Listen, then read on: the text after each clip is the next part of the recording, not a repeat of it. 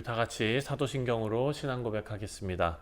전능하사 천지를 만드신 하나님 아버지를 내가 믿사오며 그 외아들 우리 주 예수 그리스도를 믿사오니 이는 성령으로 잉태하사 동정녀 마리아에게 나시고 본디오 빌라도에게 고난을 받으사 십자가에 못 박혀 죽으시고 장사한 지 사흘 만에 죽은 자 가운데서 다시 살아나시며 하늘에 오르사 전능하신 하나님 우편에 앉아 계시다가 저리로서 산 자와 죽은 자를 심판하러 오시리라.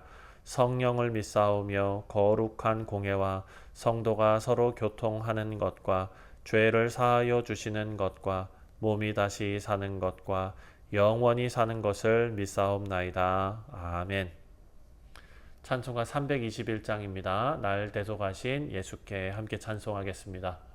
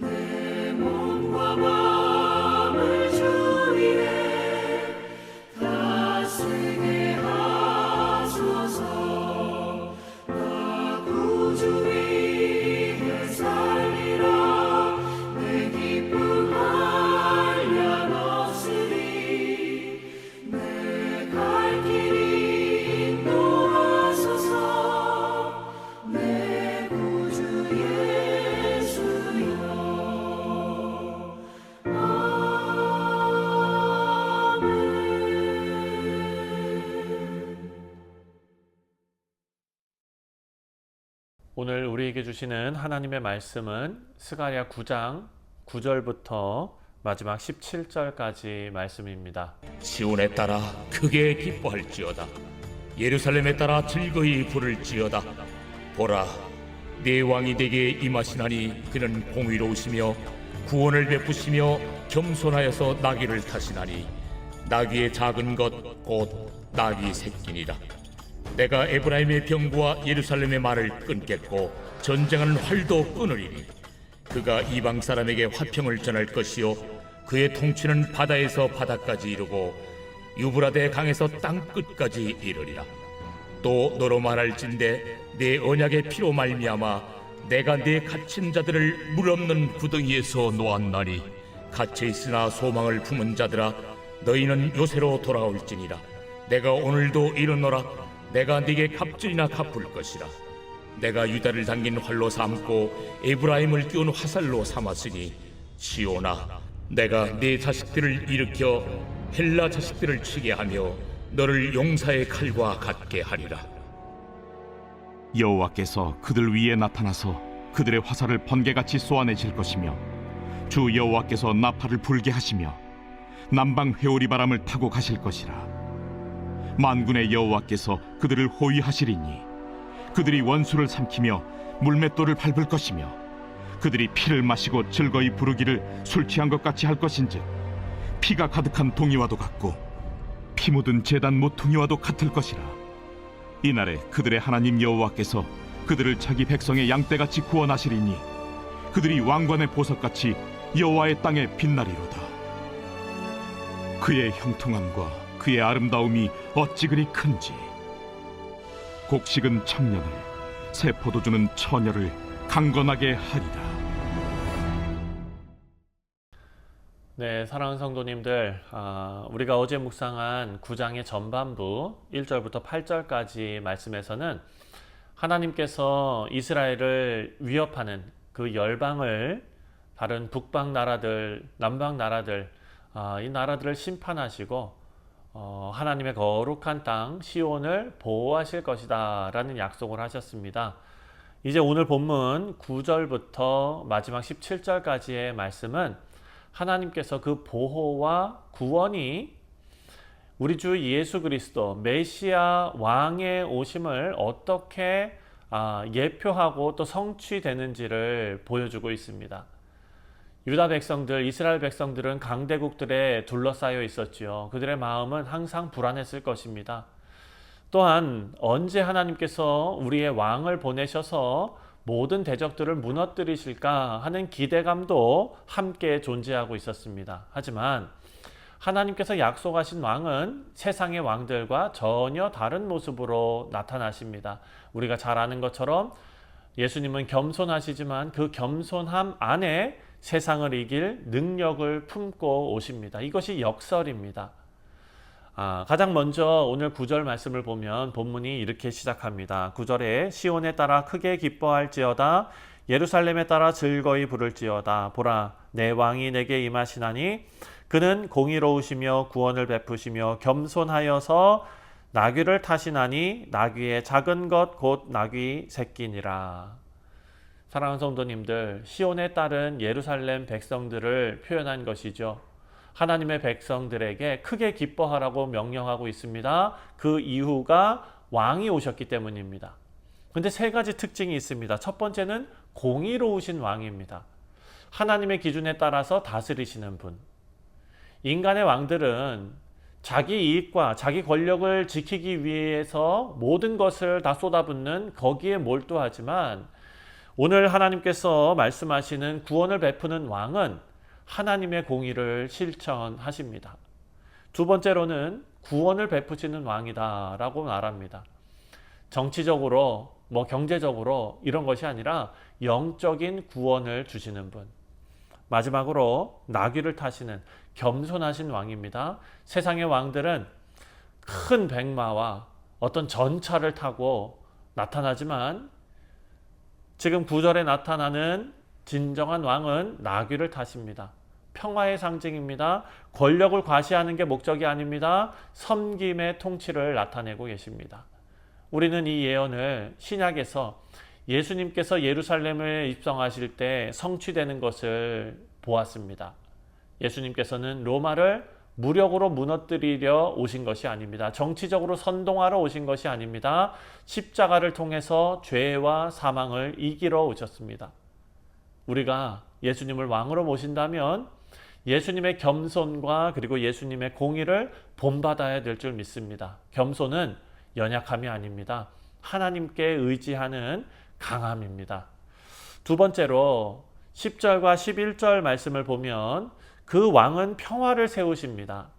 하나님께서 이렇게 말씀하십니다. 10절에 내가 에브라임의 병거와 예루살렘의 말을 끊겠고 전쟁하는 활도 끊으리니 그가 이방 사람에게 화평을 전할 것이요 그의 통치는 바다에서 바다까지 이르고 유브라데 강에서 땅끝까지 이르리라.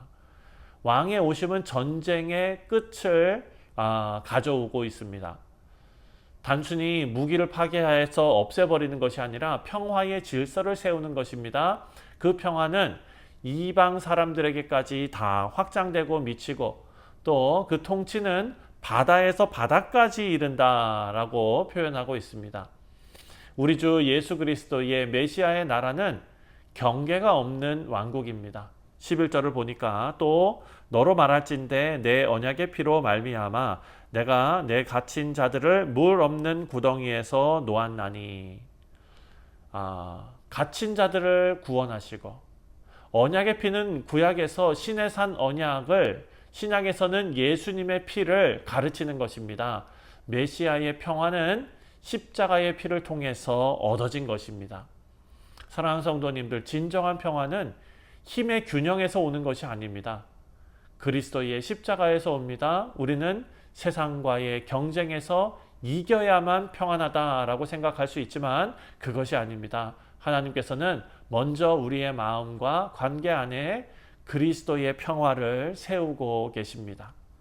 자, 이제 마지막으로 12절부터 마지막 17절까지의 말씀을 보면 구원을 주시고 승리를 주시는 왕으로 설명하고 있습니다. 12절에 하나님께서는 포로된 백성을 향해서 이렇게 말씀하십니다. 갇혀있으나 소망을 품은 자들아, 갇혀있으나 소망을 품은 자들아 돌아오라.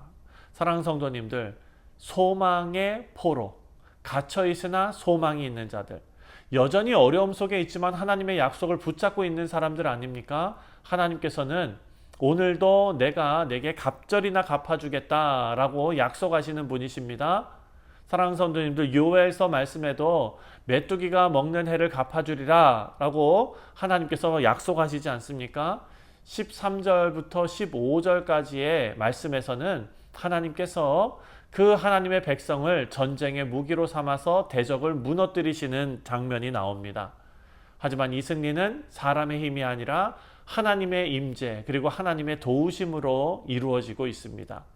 그들의 하나님 여호와가 그들을 구원하신다라고 말합니다. 그러니까 16절과 17절의 말씀을 보면 이 구원의 역사가 잘 묘사되어져 있습니다.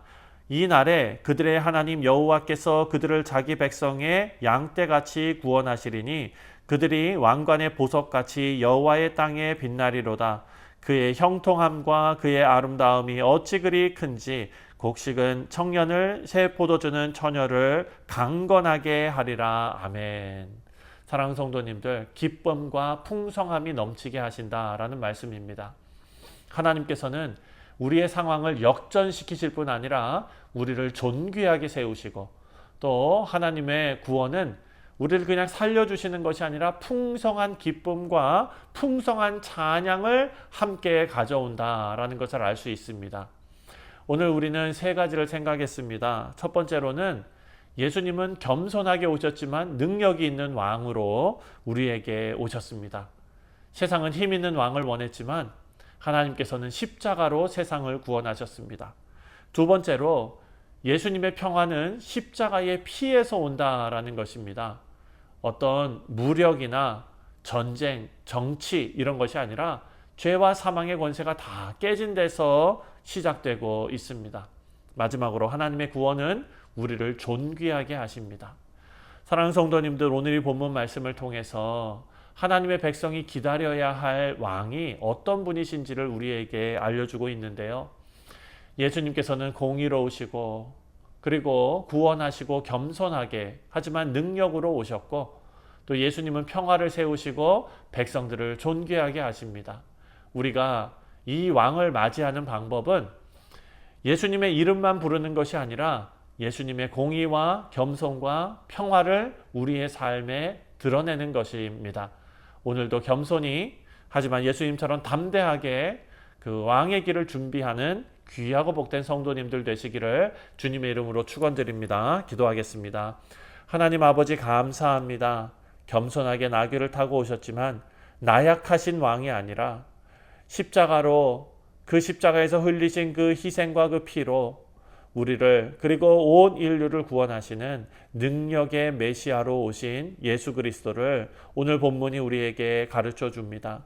아버지, 이 말씀을 우리 마음속에 잘 받고 다시 오실 예수님을 기다리며 이 땅에서 예수님의 공의와 정의와 사랑과 자비를 실천해 나가는 우리 모두 되게 하여 주옵소서. 감사드리오며 예수님의 이름으로 기도하옵나이다. 아멘. 하늘에 계신 우리 아버지여, 이름이 거룩히 여김을 받으시오며 나라가 임하시오며 뜻이 하늘에서 이루어진 것 같이 땅에서도 이루어지이다. 오늘 우리에게 일용할 양식을 주시옵고 우리가 우리에게 죄 지은 자를 사하여 준 것 같이 우리 죄를 사하여 주시옵고 우리를 시험에 들게 하지 마시옵고 다만 악에서 구하시옵소서. 나라와 권세와 영광이 아버지께 영원히 있사옵나이다. 아멘. 네, 사랑하는 성도님들, 오늘 토요일은 우리 교회 공동체를 위해서 기도하는 날입니다. 내일 있을 주일 예배를 위해서 기도해 주시고 또 우리 모두가 하나님 앞에 아름다운 예배, 하나님 앞에 온전히 올려드리는 예배, 마음의 예배를 올려드릴 수 있도록 위해서 기도해 주시기 바랍니다. 다 같이 기도하겠습니다.